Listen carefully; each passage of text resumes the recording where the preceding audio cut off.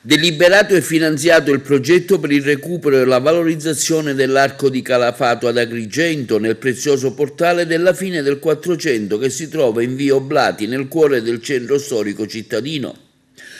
In primavera partiranno i lavori di consolidamento, restauro e valorizzazione dell'antica ed elegante struttura che rappresenta un'importante testimonianza del patrimonio storico di Agrigento. A darne notizia il sindaco Francesco Miccichelli, gli assessori Picarella, Principato e Ciulla.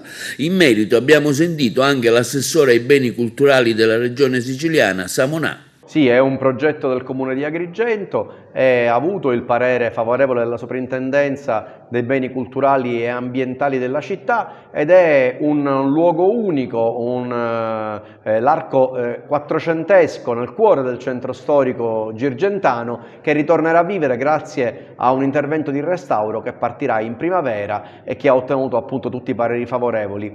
È la direzione che vogliamo intraprendere, quello del recupero della memoria attraverso il recupero del nostro patrimonio culturale che è immenso, ad Agrigento come del resto in tutta la Sicilia.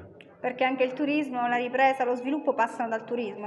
Dobbiamo rinnamorarci dei nostri centri storici, del cuore delle nostre città. I turisti vengono in Sicilia non soltanto per il clima e per il mare che sono valori aggiunti, ma vengono in Sicilia per scoprire le vestigia della nostra storia, del nostro passato, della nostra tradizione e quello che dobbiamo fare noi è presentare nel modo migliore queste testimonianze che non sono del passato ma devono essere testimonianze di futuro, il futuro su cui deve puntare la nostra isola.